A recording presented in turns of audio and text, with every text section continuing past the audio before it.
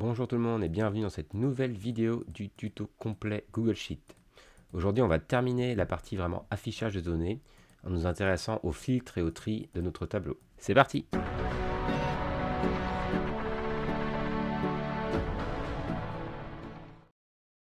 Comme je disais dans l'introduction, aujourd'hui on va vraiment terminer la partie affichage pur des données.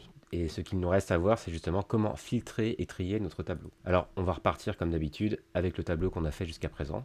Si vous ne l'avez pas ou que vous n'avez pas suivi le reste des vidéos, évidemment le lien est dans la description comme d'habitude. Le but du tri va être de trier une ou plusieurs colonnes en fonction d'un ordre croissant ou décroissant. Et le but du filtre va être de filtrer une ou plusieurs colonnes en fonction de critères que l'on aura choisi. Un ou plusieurs critères également.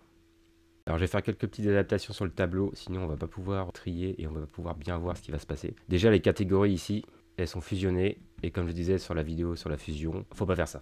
Donc là c'était pour montrer l'exemple, mais je vais les défusionner parce que sinon en fait, si elles restent comme ça, on va être incapable de trier le tableau parce qu'il va pouvoir modifier en fait les lignes vu qu'elles sont fusionnées ensemble et on va pas pouvoir faire de la liste de données non plus. Donc je vais sélectionner ma première colonne, je vais aller ici dans type de fusion, annuler la fusion. Voilà, et je vais remettre le texte en horizontal.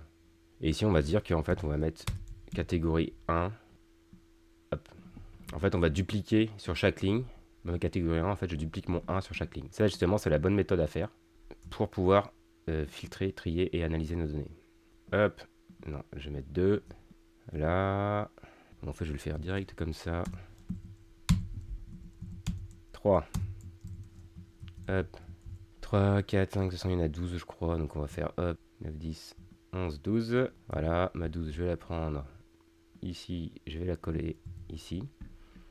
Alors là, si je sélectionne une cellule, que je copie avec CTRL C ou alors en faisant clic droit à copier, et que ici je sélectionne plusieurs cellules et que je fais coller, en fait ça va dupliquer la valeur sur toutes les cellules. Donc je vais faire pareil, 10, 11, 12, 9. Alors ça peut être fastidieux en fait à première vue à remplir, mais une fois que nos données sont bien remplies correctement, ça va énormément nous faciliter la vie après justement pour le filtre, le tri et surtout la partie analyse. En fait, c'est la partie qui va nous intéresser après. Et là, normalement, si je ne me suis pas planté, 1, 2, 3, 1, 2, 3, 4, 5, 1, 2, 3, 4, 5, et mon 4, il va jusqu'ici. Voilà. Et du coup, j'ai une catégorie de 1 à 12. Donc, j'ai enlevé le mot catégorie parce que on l'a déjà sur l'entête. Voilà. Ensuite, ici, je vais remettre Manu. Hop, je vais enlever le en. Et au niveau des chiffres, alors comme j'ai copié-collé chaque groupe de données, tout est identique. Donc ici, je vais faire ça par exemple 16. Après ici, je vais mettre 8. Bon, je mets des chiffres complètement au hasard, puis j'incrémente. Voilà, ici, je vais mettre 1, histoire de faire un petit peu, de rendre un petit peu plus aléatoire mes données. Voilà, et le reste, je vais laisser, c'est pas très important. Alors tout d'abord pour le tri. Donc il y a plusieurs façons de trier nos données. La première façon, la plus brutale, on va dire, c'est d'aller dans Données, trier une feuille. Et là, en fait, je peux trier ma feuille à partir de la colonne sur laquelle ma cellule est sélectionnée. Par exemple, si je veux trier à partir de la colonne B, je vais faire Données, trier une feuille, trier la feuille à partir de la colonne B. Donc, soit par ordre croissant de A à Z, soit par ordre décroissant. Voilà. Sauf qu'en faisant ça, en fait, comme par exemple, j'avais un tableau à côté, donc ça c'était pour présenter un peu la moyenne et la médiane sur le format conditionnel. En fait, ça va vraiment me trier toute ma feuille, de la colonne A à la colonne, ma dernière colonne, qui est la colonne W. Donc on utilise rarement cette fonctionnalité-là, sauf si vous venez tout juste en fait, d'importer vos données et vous avez que ces données-là sur votre feuille. Et sinon, en fait, on n'utilise pas parce que sinon, ça va vraiment vous trier toute la feuille et pas que le tableau de données. Donc là, je vais faire un CTRL Z ou annuler ici pour annuler. Une autre façon de trier, en fait, ça va être de trier une plage. Donc là, il faut que je sélectionne une plage de données. Donc là, en fait, je vais prendre mon tableau, donc, soit avec la souris, soit en me plaçant sur A2, donc la ligne d'en-tête, je ne vais pas prendre en compte la ligne 1. Je fais CTRL-SHIFT, flèche de droite, flèche du bas. Comme ça, je sélectionne tout mon tableau de données. Et je vais dans Données, trier une plage. Alors là, soit on peut trier à partir de la colonne à partir de laquelle on a sélectionné, ou on a option avancée de tri des plages. Donc ici, j'ai une petite pop-up qui apparaît. Donc là, je coche la case Données avec ligne d'en-tête pour dire prendre en compte les lignes d'en-tête. Et là, on voit qu'il a bien pris le nom de chaque ligne d'en-tête. Et par exemple, je vais me dire, je veux d'abord trier par texte de A à Z. Donc là, en fait, si je valide, ça va me trier tout mon tableau par rapport à la colonne B dans texte. Hop, voilà. Donc là, je vais encore annuler, CTRL Z. Maintenant, si je retourne dans trier une plage, option avancée de tri des plages, je recoche la case, texte de A à Z. Et en fait, là, je vais pouvoir ajouter une colonne de tri pour chaîner le tri. Et là, par exemple, je vais faire par texte, puis par nombre. Donc en fait, ça va trier par texte, ça va garder le tri par texte, qui sera le plus prioritaire. Et ensuite, du coup, s'il y a des doublons, ou des nombres qui sont pas, des doublons dans le texte avec des nombres différents, je peux en plus chaîner le tri pour trier par nombre. Et comme ça, en fait, je peux chaîner plusieurs tris d'affilée. Donc là, si je fais montant, il va d'abord trier par texte, il va garder le tri par texte, et il va trier par nombre. Il va garder le tri par texte et par nombre, et il va trier par montant. Donc, au bout d'un moment, en fait, si vous n'avez pas assez de données, forcément, les tris suivants ne vont rien faire parce que il garde en fait la priorité des tris. Et là, je clique sur trier. Paf. Et là, on voit que non seulement je suis trié par texte avec Bastien, mais en plus, mon Bastien ou mon François est trié par nombre, par ordre croissant. Alors que si j'avais mis que le tri par texte, en fait, mes nombres seraient restés dans l'ordre dans lequel ils étaient. Et là, mon montant, forcément, Bastien, il a que 15 € partout. Donc, le tri par montant ne fait rien parce que il n'y a rien à trier en fait ici. Alors, cette solution, justement, est pas mal pour faire du tri chaîné. Et après, la solution que je préfère, c'est de tout sélectionner, donc mon tableau, comme tout à l'heure. Attendez, je vais d'abord faire un CTRL Z pour annuler, voilà. Donc je vais sélectionner mon tableau. Hop. Alors là, en fait, j'ai même pas besoin de sélectionner le tableau, il faut que je sélectionne juste la ligne d'en-tête, de A à J. Et en fait, je vais créer un filtre. Donc soit ici, créer un filtre, soit dans Données, créer un filtre. Tac. Et là, on voit qu'il y a une espèce de petit entonnoir en pointillé qui s'est mis sur chaque colonne et qui nous indique que justement, un filtre a été appliqué, enfin a été mis sur la colonne. Et en fait, si je clique dessus, je vais avoir un menu qui va apparaître qui me propose de trier de A à Z ou de Z à A la colonne. Et en fait, ça va non seulement trier la colonne, mais ça va garder ligne par ligne justement chaque donnée. C'est pour ça qu'il faut bien faire attention quand on applique le filtre. Donc là, j'ai encore annulé. De bien sélectionner toutes les lignes, parce que si je sélectionne que par exemple jusqu'à la colonne I et que je fais créer un filtre, ça va pas me filtrer la date. C'est-à-dire que si je trie une des colonnes, en fait la date ne va pas bouger. Elle va pas être prise en compte dans le filtre. Et là, du coup, on va perdre justement la relation entre les lignes. Donc là, j'ai fait un CTRL Z encore.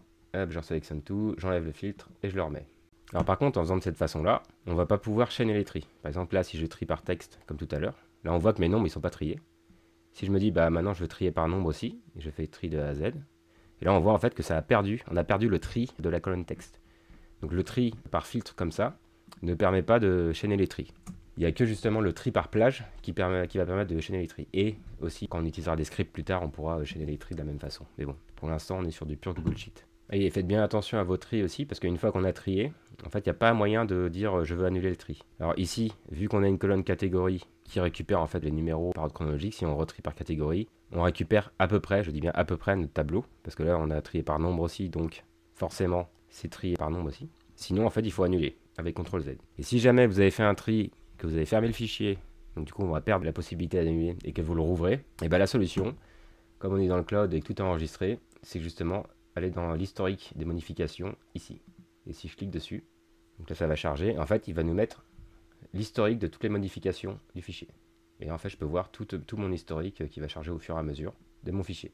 Et en fait, je peux par exemple cliquer sur une version précédente de janvier par exemple. Et là, il va me montrer la version telle qu'était le fichier à cette date-là, le 2 janvier par exemple. Et il suffit de cliquer sur restaurer cette version pour récupérer justement la version antérieure. Moi, je vais garder la version actuelle, mais je vais encore annuler pour reprendre mon fichier d'origine. Voilà un petit peu déjà pour le tri des données. Ensuite, maintenant, on va voir comment filtrer nos données. Donc toujours justement avec nos filtres ici. Par exemple, si je vais sur la colonne B, je clique sur mon filtre.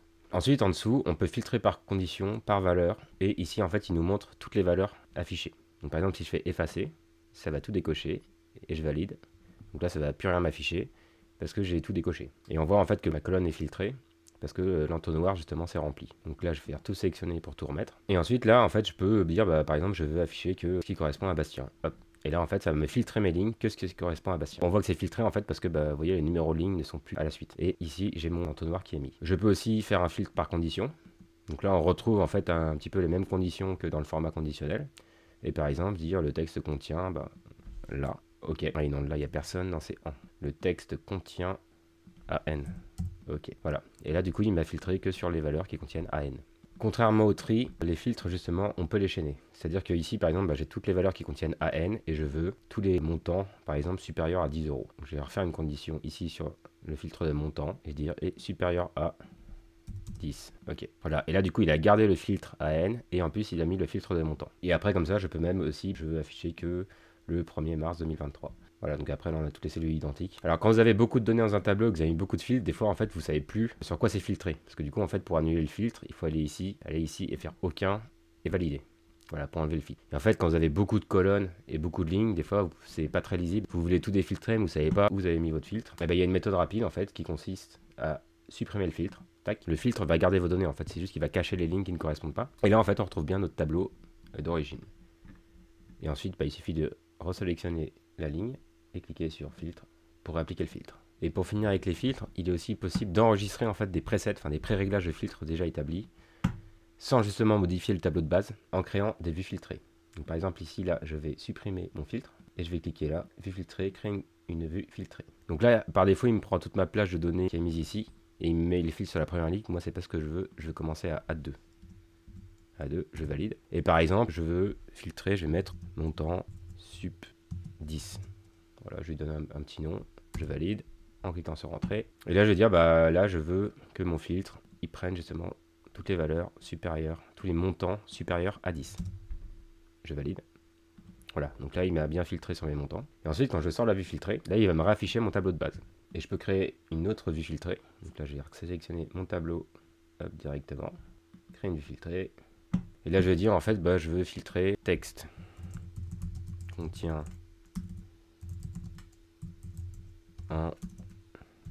et date sup février. Bon, je lui donne un nom un petit peu explicite. Février.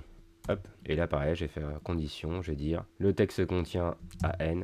OK. Et je vais rajouter un autre filtre chaîné en disant que je veux que les dates soient supérieures. La date est postérieure à la date exacte. Et je vais dire le 1er février 2023. Alors là, j'ai un petit problème parce que je ne vois pas. Je vais dézoomer pour ça. Sinon, je vois pas le reste du filtre. Bon, là, je suis zoomé parce que pour la présentation, la date est postérieure à voilà, 1er février 2023. Ok.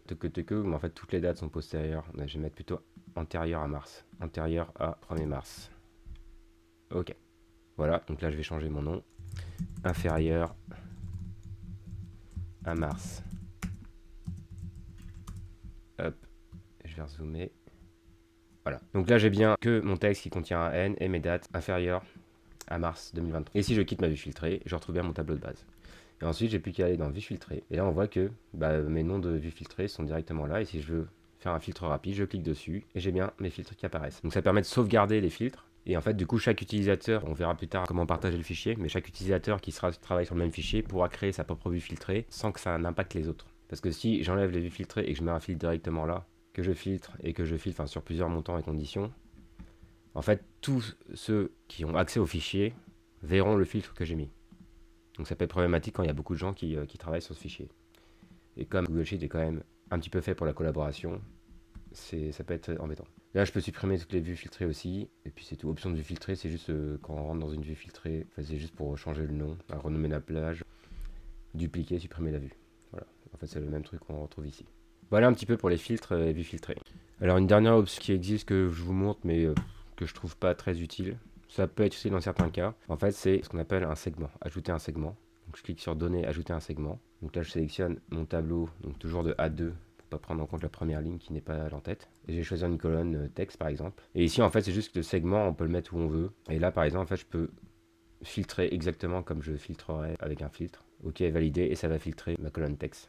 C'est juste que mon segment, je peux le mettre ailleurs et je peux filtrer ailleurs. Et je peux en ajouter d'autres, évidemment, toujours sur le même tableau. Hop, par exemple, nombre, voilà. Et pareil, je peux chaîner mes filtres en fait comme ça. Ok. Ça fonctionne comme des filtres, sauf que en fait, on peut déporter le moyen d'afficher ces filtres-là. Je trouve pas ça très utile. Alors c'est peut-être si on a un gros tableau de données et qu'on veut rapidement aller voir une donnée qui est dans la colonne T par exemple et qu'on veut pas à chaque fois, enfin ni cacher les colonnes ni retourner tout à gauche. Et en fait, on peut filtrer facilement ici grâce au segment parce que le segment on peut le mettre où on veut.